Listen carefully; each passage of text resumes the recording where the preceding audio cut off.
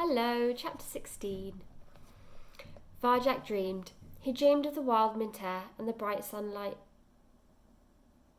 He dreamed of a sky so clear and blue. He could see the stars, though it was daytime.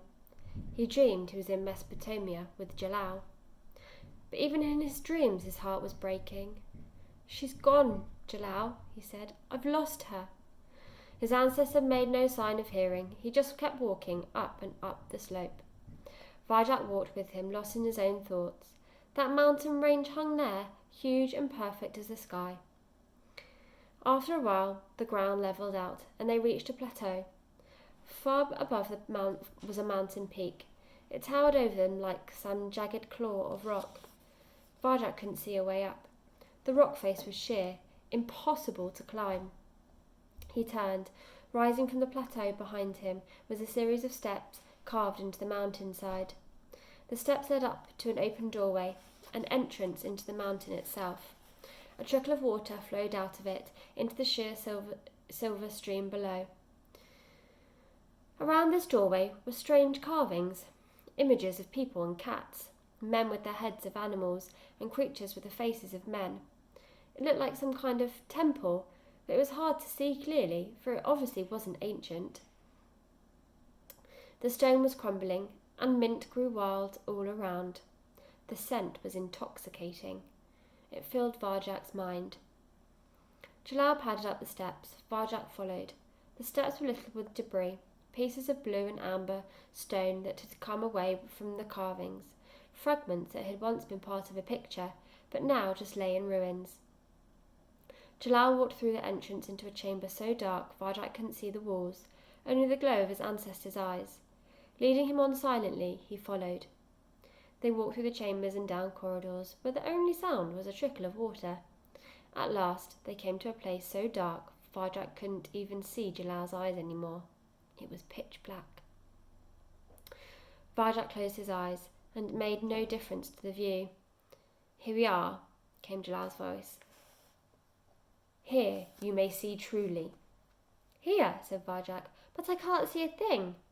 "Keep looking," said Jalal. Varjak kept looking. The view didn't change. Absolute dark was absolute dark, yet he felt moisture beneath his paws and thought he could hear a soft tinkling sound, like a musical note, just below the surface of the silence. "Can you see it yet?" said Jalal. "No, but what's that sound?" "Keep looking." Varjak shuffled in the dust. What was the point of this? He was never going to see in here, and the dark was making him nervous, pressing in on him. "Can you see it now?" said Jalal. "Of course I can't," said Varjak. "You know I can't, and you can't either. This is a place with no lights. It's always going to be a place with no light. I'm never going to see anything in here." "It is a place with no light," said Jalal, "at this moment. But what seems true at one moment may not be true the next." As he spoke, Varjak blinked, for he thought he saw something. A narrow window in the wall had begun to glow. It was no wider than a whisker, but yes, it was glowing, growing brighter now. Light was coming into the darkness, filling it. They were standing in the magnificent chamber, full of carvings. Varjak looked up. He saw the ceiling far above him, saw the walls around him, saw Jalal right beside him. Jalal was gazing down at a pool of water, as blue as the Mesopotamian sky. That was where the twinkling sound came from. "Just because you cannot see something," said Jalal, "does not mean it is not there." "But how?"